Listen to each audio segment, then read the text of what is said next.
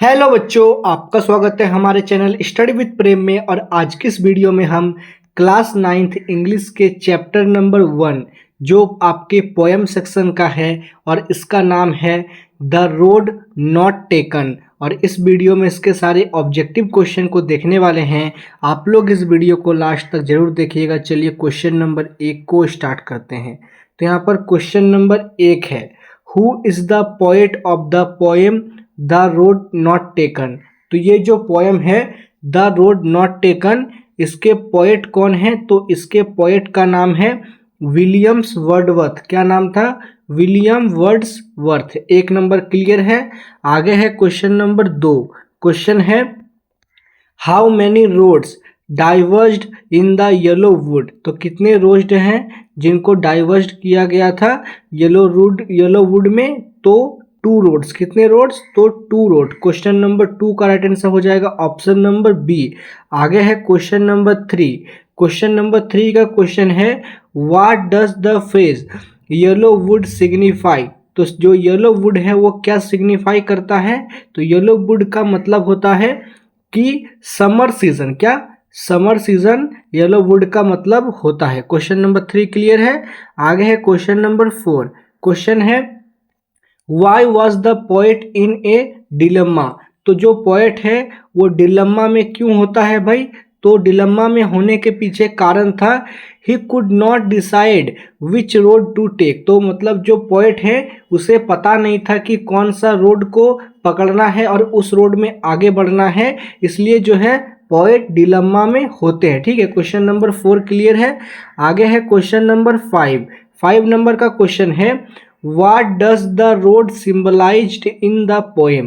तो जो रोड है वो इस पोएम में क्या सिंबलाइज करता है भाई? इसका मतलब क्या है? तो इसका मतलब है जर्नी। क्या? रोड को सिंबलाइज किया गया है इस पोएम में जर्नी के रूप में। क्वेश्चन नंबर 5 क्लियर है। आगे है क्वेश्चन नंबर 6। क्वेश्चन है, विच road did the poet choose. तो जो पोएट हैं वो कौन सा रोड को चूज करते हैं भाई? तो वो चूज करते हैं the straight road. Straight road मतलब सीधा रोड। जो पोएट है वो सीधा रोड या स्ट्रेट रोड को चूज करते हैं। ठीक है, क्वेश्चन नंबर 6 क्लियर है। आगे है क्वेश्चन नंबर 7। 7 नंबर का क्वेश्चन है, Y did the poet choose the less travel road. तो जो पोएट है वो कम दूरी वाला रास्ता क्यों तय करते हैं? Poet choose the less travel road मतलब जो कम, जहां से लोग कम आर पार करते हैं वे उस रोड को क्यों चूज करते हैं? तो इसके पीछे कारण था, इट्स लुक्ड ब्यूटीफुल। क्या? वो रास्ता देखने में काफ़ी ज़्यादा सुंदर लग रहा था, इसलिए कवि जो है उस रोड को चूज करते हैं। ठीक है, उस रोड का चयन करते हैं। क्वेश्चन नंबर 7 क्लियर है। आगे है क्वेश्चन नंबर 8। क्वेश्चन है, what is the tone of the poem. तो ये जो पोएम है इसका टोन कैसा है? तो इसका टोन है आपका रिग्रेटफुल एंड रिफ्लेक्टिव। कैसा है? रिग्रेटफुल और रिफ्लेक्टिव जो है इस पोएम का टोन है। ठीक है, क्वेश्चन नंबर 8 क्लियर है। आगे है क्वेश्चन नंबर 9। और क्वेश्चन नंबर 9 का क्वेश्चन है, what does the poet mean by 2 roads diverged in a wood. तो इससे कवि का क्या मतलब है? तो इससे कवि का मतलब है 2 ऑप्शन इन लाइफ। क्या? जिस प्रकार हमारे जीवन में 2 रास्ते होते हैं, एक अच्छा एक खराब, उसी प्रकार जो है कवि अर्थात पोएट के सामने 2 रास्ते हैं। ठीक है, तो जिसमें से जो है कवि गलत रास्ता को चुन लेता है। क्वेश्चन नंबर 9 क्लियर है। आगे है question number 10। Which road did the poet से लुक्ड जस्ट एज फेयर। ठीक है, क्वेश्चन पढ़ लिया आप लोगों ने। इसका आंसर होगा बोथ लुक्ड द सेम। तो जो दोनों रास्ते थे वो देखने में बिल्कुल एक जैसे लग रहे थे, इसलिए जो है कवि गलत रास्ते को चुन लेते हैं। ठीक है, क्वेश्चन नंबर 10 का राइट आंसर हो जाएगा ऑप्शन नंबर सी। आगे क्वेश्चन नंबर 11 है, what does the poet choose of road represent. तो जो पोएट रोड को चूज करते हैं वो क्या रिप्रेजेंट करता है भाई?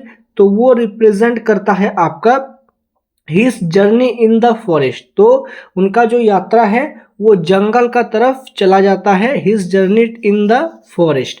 क्वेश्चन नंबर 11 का राइट आंसर हो जाएगा ऑप्शन नंबर बी। आगे है क्वेश्चन नंबर 12। पहले इसका क्वेश्चन को पढ़िए आप लोग। Why did the poet sing in the last stanza. तो जो पोएट हैं वो लास्ट स्टेंजा में क्या करते हैं भाई, तो वो लास्ट स्टेंजा में he was happy. Last stanza को जब हम लोग पढ़ते हैं तब हमें पता चलता है कि जो कवि हैं, पोएट हैं, वो खुश हो जाते हैं। He was happy. ठीक है, क्वेश्चन नंबर 12 क्लियर है। आगे है question number 13। What is the rhyme scheme of the poem। तो ये जो पोएम है इसका राइम स्कीम क्या है भाई, तो इसका राइम स्कीम है ए बी ए बी। क्या राइम स्कीम है इसका, ए बी ए बी। ठीक है, ये इसका राइम स्कीम है। क्वेश्चन नंबर 13 क्लियर है। आगे है क्वेश्चन नंबर 14। क्वेश्चन है what is the central theme of the poem. तो ये जो पोएम है इसका सेंट्रल थीम क्या है भाई, तो इसका सेंट्रल थीम है आपका चूज एंड देयर कॉन्सिक्वेंस। क्या है, चूज एंड देयर कॉन्सिक्वेंस। ये जो है इस पोएम का मेन सेंट्रल थीम है। ठीक है, क्वेश्चन नंबर 14 हो गया। आगे है question number 15। What did the poet advise to keep for another day. तो पोएट क्या डिसाइड करते हैं भाई अलग दूसरे दिन के लिए, तो वो डिसाइड करते हैं कि हिज जर्नी, वो अपने जर्नी को दूसरे दिन के लिए ट्राई करते हैं या डिसाइड करते हैं। क्वेश्चन नंबर 15 करेक्ट आंसर हो जाएगा ऑप्शन नंबर सी। आगे है क्वेश्चन नंबर 16। क्वेश्चन नंबर 16 का क्वेश्चन है why does the phase the road less travel by mean. तो ये जो फेज है the road less travel by mean, तो इसका क्या मतलब है भाई, तो इसका मतलब है ए शॉर्टकट। क्या, जो जब कोई गाड़ी शॉर्टकट लेता है ना, कोई ड्राइवर शॉर्टकट लेता है तो उसे एक बड़े सेंटेंस में लिखा जाता है the road less travel by, मतलब छोटा रास्ता। ठीक है, जिससे हम लोग आम बोलचाल की भाषा में शॉर्टकट भी बोलते हैं। क्वेश्चन नंबर 16 समझ चुके हैं आप लोग। आगे है question number 17। What lesson does the poem teach us। तो जो ये पोएम है ये हमें कौन सा लेसन टीच करता है भाई, तो ये पोएम हमें टीच करता है फॉलो अदर्स ब्लाइंडली। क्या, follow others blindly. Question number 17 का राइट आंसर हो जाएगा ऑप्शन नंबर ए। क्लियर है। आगे है question number 18। What does the word diverged mean. तो ये जो वर्ड है डाइवर्ज्ड, इसका क्या मतलब होता है भाई, तो इसका मतलब होता है क्या है, स्पार्टेड। क्या, सिपार्टेड। क्वेश्चन नंबर 18 का राइट आंसर हो जाएगा ऑप्शन नंबर बी। आगे है क्वेश्चन नंबर 19। क्वेश्चन नंबर 19 का क्वेश्चन है Y could not the poet travel both road. तो जो दोनों रास्ते थे उन दोनों रास्तों पर कवि क्यों नहीं चलता है, तो इसके पीछे कारण था द रोड्स वेयर लॉन्ग। क्या है, वो रास्ते काफ़ी ज़्यादा लंबे थे जिस कारण से कवि उन दोनों रास्तों पर नहीं चल सकता था। ठीक है, क्वेश्चन नंबर 19 का राइट आंसर होगा option number C. Option number C. ठीक है, आगे है क्वेश्चन नंबर 20।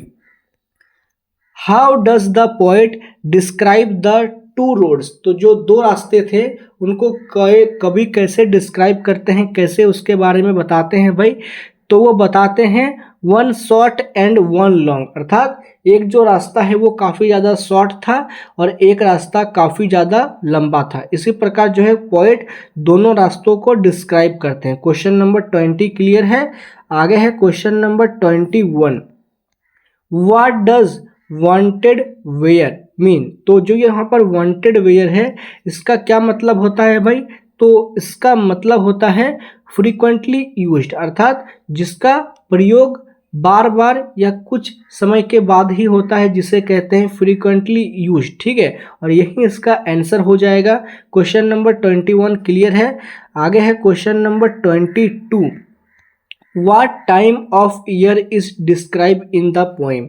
तो इस कविता में कौन से टाइम को डिस्क्राइब किया गया है भाई, तो इसमें डिस्क्राइब किया गया है आपका स्प्रिंग सीजन को। कौन से, तो सॉरी स्प्रिंग नहीं बल्कि एटुमन। किसको, एटुमन जो सीजन होता है उस सीजन को जो है इस पोएम में डिस्क्राइब किया गया है। ठीक है, क्वेश्चन नंबर 22 का राइट आंसर होगा ऑप्शन नंबर सी। आगे है question number 23। Why will the poet tell this with a सिंग। तो कवि ने ऐसा क्यों कहा, तो इसका राइट आंसर होगा option number B. He is reflecting on the past decision, तो वो जो है पास्ट डिसीजन की ओर रिफ्लेक्ट कर रहे थे। ठीक है, क्वेश्चन नंबर 23 ऑप्शन नंबर 20 का राइट आंसर होगा। आगे है question number 24, what did the poet hope about his choice, तो जो पोएट हैं वो क्या चूज करते हैं भाई, उनका पीछे चूज करने के पीछे उनका होप क्या था, तो इसका राइट आंसर होगा option number A, it would make a difference. क्या ये जो है एक अंतर पैदा करेगा, it would make a difference. Question number 24 clear है। आगे है क्वेश्चन नंबर 25। क्वेश्चन नंबर 25 का क्वेश्चन है, what literary device, what literary क्या है, literary device is used in the line two roads diverged in a yellow wood. ठीक है, तो इसमें कौन सा लिटरेरी डिवाइस का यूज हुआ है, तो वो लिटरेरी डिवाइसेस है आपका सिंबोलाइज्म। क्या है, सिंबोलाइज्म का इसमें इस्तेमाल हुआ है। ठीक है, आगे है क्वेश्चन नंबर 26। क्वेश्चन है, how many stanzas are there in the poem, तो ये जो पोएम है इसमें कितने स्टेंजा है भाई, तो इसमें स्टेंजा अर्थात लाइन कितने हैं, तो इसमें लाइन है 3 लाइन, कितने, इसमें 3 स्टेंजा हैं। ठीक है, क्वेश्चन नंबर 26 क्लियर है। आगे है question number 27, what does the poet mean by that has made all the difference, तो इसके पीछे क्या कारण है भाई, तो पोएट क्यों कहते हैं, पोएट क्यों मानते हैं कि that has made all the difference, तो डिफरेंस कवि कहते हैं जब his choice made him unhappy, जब कवि शॉर्टकट रास्ता चुनते हैं और कवि को वो अनहैप्पी अर्थात नाखुश रास्ता लगता है, कवि उस रास्ते से खुश नहीं थे, इसलिए कवि जो हैं कहते हैं that has made all the difference, इसी से जो है एक मेन डिफरेंस हो गया। ठीक है, क्वेश्चन नंबर 27 का राइट आंसर हो जाएगा ऑप्शन नंबर बी। क्लियर है। आगे है question number 28, what kind of the poem is the road not taken, तो ये कविता जो है किस प्रकार का कविता है, द रोड नॉट टेकन, तो ये जो है कविता है आपका लिरिक्स कैसा है, ये एक लिरिक्स टाइप का कविता है। ठीक है, क्वेश्चन नंबर 28 क्लियर है। आगे है question number 29, what feeling does the poem live with the reader, तो जो कौन सा फीलिंग है इस कविता में जो कवि इस कविता को पढ़ने वाले लोगों के लिए छोड़ गए हैं, तो वे छोड़ गए हैं motivation to make one's choice, मतलब जो ये कविता को पढ़ेंगे वो अपना डिसीजन खुद चूज कर सके। ठीक है, उन्होंने जो है एक मोटिवेशन सबको दिया है। क्वेश्चन नंबर 29 का राइट आंसर होगा ऑप्शन नंबर ए।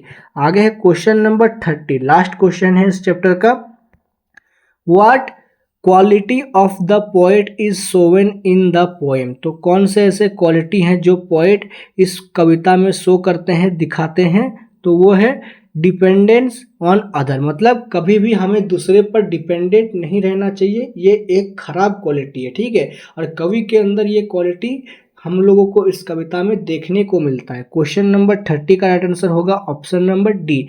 और इसी क्वेश्चन के साथ हम लोगों ने इस चैप्टर के जितने भी सारे इंपॉर्टेंट ऑब्जेक्टिव क्वेश्चन थे उन सभी को देख और अच्छी तरह से समझ लिया है।